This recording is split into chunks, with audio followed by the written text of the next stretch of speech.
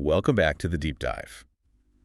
If you're like us, you want to be well informed, not just about global affairs, but about the tangible material world around us. hmm Today, we're heading straight into the heart of the Caribbean, specifically Jamaica, to look at how its unique culture, its climate, and its economic pressures are shaping its architecture. Right. Our mission, really, is to decode the very soul of Jamaican design. And this is such a unique way to do it because our source material isn't just theory or architectural history. No. It pulls together two completely different worlds. On one side, you have these incredibly practical, actionable tools for real estate, for property management, financial planning. And nuts and bolts. Exactly. And then on the other side, it showcases these ambitious conceptual architectural blueprints. And they're trying to solve the very problems that those practical tools bring to light. So you get the full picture. A complete picture of the market and the innovators trying to shape it. Okay, let's unpack this then. We're going to start on the ground floor, looking at that robust operational toolkit for buyers and developers. Yeah, where the numbers tell the story. Exactly. Then we're going to pivot completely. We'll zoom in on the forward-looking design concepts that are redefining that architectural landscape. And we're talking about some really exciting new entries like hillside pavilions, linear coast towers. And coastal terraces. It's a journey from, cold, hard finance to truly visionary design. It's crucial to understand the practical side first, though. I mean, the conceptual designs only really make sense when you understand the market mechanics they're responding to. Okay. At its core, the site offers the essentials you'd expect: buy, rent, and the ability for anyone to, create a listing. It's a functional marketplace. That part's pretty standard, but what really blew me away was the sheer number of specialized financial calculators. Mm-hmm. This is not aimed at your average person buying their first home. This feels like it was built for developers, for small-scale construction pros, maybe even sophisticated self-builders. That is the exact insight. That's it. The comprehensive nature of these tools, it tells you exactly who the primary audience is. The engaged investor. The engaged investor or developer, absolutely. Of course, you have the staples like a basic mortgage calculator, but then it gets into these incredibly specific tools. Like the HOA calculator. Exactly, which is essential for planned communities or condos. And then the big one, the construction calculator. Which means the user isn't just buying something that already exists, they're actively thinking about building. Right, they're thinking about developing. And they've also got the home equity calculator, the down payment, closing costs. For the investment-minded listener, you can instantly analyze affordability, rental yield, and even use a rent versus buy calculator. Think about that depth for a second. The fact that a construction calculator exists alongside sale and rent commission calculators, that signals a market where small to mid-scale development is a major driver. You can model a project's entire life cycle. The cost, the profitability, everything. And then, just for pure utility, they throw in an area converter tool. Which is actually more useful than it sounds, for smoothing out documentation issues with old deeds and different measurement systems. For sure. That is a serious level of financial due diligence supported right out of the gate. But let's look at the variety of properties they track. I mean, the range tells you everything about the dynamism of the Jamaican market. It is way more than just houses and condos. The diversity is immense. It shows a market that's addressing, every socioeconomic level and every commercial need. So on the commercial side. You see everything: hotels, office buildings, but also specialized categories like student accommodation and industrial property. They even break out vacant lots specifically for commercial development. And residential is just as broad, if not broader. You got apartments, bungalows, condos, duplexes, triplexes, even niche things like lofts and mobile homes. But what's really interesting is how they cater to specific lifestyles. So they include farmhouse acreage, retirement communities, and vacation homes right alongside your standard single-family house or villa. That diversity, it speaks to a mature market, but also maybe a polarized one. I think so. That range from a high-end villa all the way down to a mobile home, it suggests pretty significant economic gaps that architecture has to try and address. And finally, they track every single stage of a property's journey. So for rent, for sale, let agreed, new construction, pending, sale agreed. Under contract, under offer, withdrawn, it's all there. Everything. Just quickly, for our international listeners, when we see a status like sold STC or sale agreed, what does that STC subject to contract actually mean in practical terms? That's a great question because it reveals a really crucial stage in the transaction. Okay. STC means the seller has accepted an offer, but the legal transfer isn't final yet. This is not a done deal. It's an indication that the property is likely gone, but the deal isn't, irreversible. Yeah. Tracking that tiny detail shows the source's commitment to providing really granular, real-time status updates. It's essential for serious players. Okay, so that sets the foundation. That's the financial reality. But here's where we move from the transactional to the inspirational vision. The pressure that's revealed by those affordability tools is exactly why these designers are turning to such innovative concepts. The Jamaican architecture articles section is like a window into the industry's solutions. It really is. And if you synthesize the topics that keep coming up, you can basically define the industry's architectural priorities. You can link the design concept directly to the practical climate-based context. So what are those primary themes that are leaping out at you from the source material? Well, the first, and I think the most compelling, is a really strong focus on sustainability and innovation. Okay. The source highlights serious articles on bamboo homes in Jamaica, calling them sustainable dreams. And then right alongside that, you have these in-depth discussions on container homes. Which they call a hypothetical vision. A vision that's quickly becoming reality. So why is bamboo specifically such a sustainable dream there? Is it just about cost? I think it's threefold. It's cost, yes, but also availability and resilience. Bamboo is a fast-growing, highly available local resource that drastically cuts import costs, but more importantly, it has excellent structural flexibility. Which is crucial in a region with, seismic activity and hurricanes. Exactly. It's a traditional material being used for 21st century durability. Container homes, on the other hand, they tackle affordability and speed of construction by using these global modular systems. So you're blending natural traditional methods with modern repurposed modularity. What about optimizing for space and style, especially when the market's so segmented?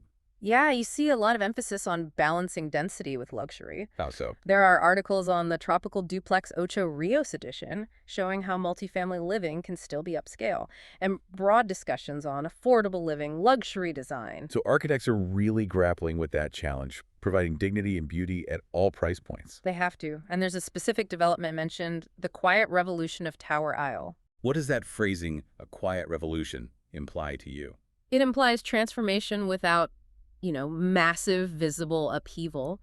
It suggests boutique, sustainable, high-end development that respects the environment and the local community scale. So, not like the mega resorts of the past. Exactly. It's design making subtle but powerful changes to local standards. And the final cluster of themes seems to be about context. It's about linking the past, the community, and resilience into the modern build. Precisely. That's where you get articles like Jamaica Strong, an architectural deep dive. This isn't just about how things look, it's about physical endurance. How do structures survive the forces of nature while still having a distinct Jamaican identity? Yes. And crucially, the scope extends beyond just housing. They're looking at the spiritual community with a whole piece dedicated to sacred spaces, reimagining church architecture. Which tells us that architecture is being viewed as a social tool, not just a property asset. And that's where we get into the pure conceptual design. What's fascinating here is that the newest blueprints, we're talking late 2025, early 2026, show this powerful, pervasive answer to the challenges of climate and density. And that answer is the courtyard. The courtyard. It's acting as a central architectural anchor. It seems like a direct response to needing internal climate control. It is precisely that. It's a focus on creating internal, sheltered space for calm movement, for protection from that intense tropical sun, and for maintaining visual continuity. So it's about internal climate regulation and privacy. 100%. And we see several really distinct approaches to this theme. Okay, so give us some examples. How have they reimagined this classic element? Well, you have the organic court. This one uses stacked, softly contoured volumes that kind of gently frame a shared internal garden. The shapes are flowing, less rigid. Okay. Contrast that with the pod courtyard, which arranges these self-contained pod structures along a landscaped pedestrian path. So the circulation area itself becomes a sort of sheltered internal park. That pod courtyard sounds like a modular solution for density. It absolutely is. Yeah. And then for our more traditional, softer feel, there's the garden courtyard concept, which just prioritizes a large landscape space for calm and light. And what about the courtyard modules? That one addresses density and rhythm. It uses repeated modular volumes organized around a linear courtyard. It creates structural clarity and makes it easy to expand. That focus on modularity brings us right back to materials, because the sources are showcasing some really innovative structural choices to manage cost and speed. We saw the hypothetical vision of containers, right? Now we're seeing the design reality. These blueprints show a really serious exploration of repurposed containers as residential structures. And they show two distinct approaches, which I guess suggests versatility. Totally. You have the container terrace house. This is formed from stacked steel shipping containers, but it's presented as a very disciplined, street-facing composition. So it embraces the industrial look. It does, but it maintains a formal urban presence. Then you have the container courtyard house. It also uses repurposed containers, but it organizes them specifically around that sheltered garden court. So it's blending the industrial shell with a kind of domestic refuge. It's the meeting of rigid engineering and soft, climate-appropriate living. Okay, let's look at traditional materials, because concrete is being used in some really sophisticated ways, both structurally and aesthetically. Yeah, we see designs focusing on stacking, which is essential for urban density, and on structural expression. The urban stack house is a 3-story home made of these strong, stacked concrete volumes. But it has these deeply recessed, glazed terraces. The concrete provides the mass and the thermal buffer, while the recession of the glass creates natural shading. And the expressive use of the material itself is key. Precisely. The concrete courtyard house is another compact urban volume defined entirely by its expressed concrete planes. The structure itself becomes the main aesthetic. I love how they use features like cantilevers. I mean, they aren't just for drama. They have a distinct functional purpose in the tropics. The cantilever courthouse perfectly illustrates that.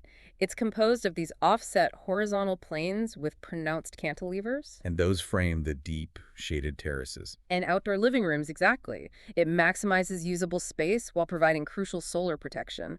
I can just picture someone on that shaded terrace enjoying the view, completely sheltered from the afternoon sun. That feels less like architecture and more like lifestyle engineering. It really is. And for a contrast in materials, what about the garden frame house? That design focuses on a kind of material tension. It uses a heavy concrete perimeter frame, the robust, protective shell, to enclose lighter, warmer, timber-lined living volumes inside.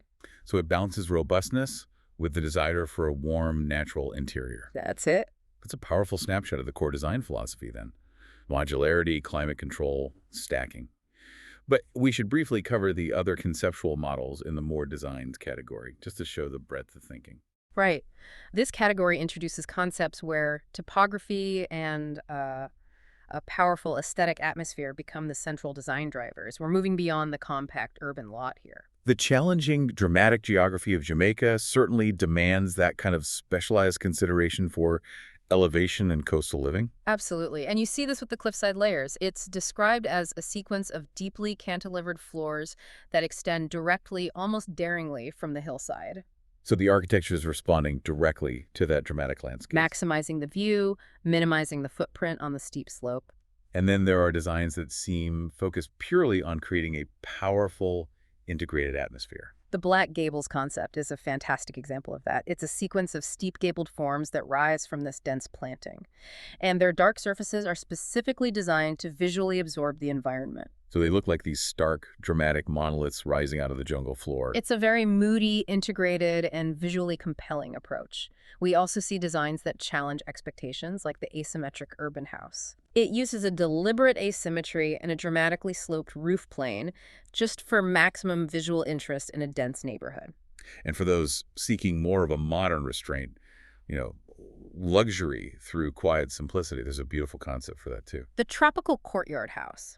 It's a restrained modern form organized around a private water court.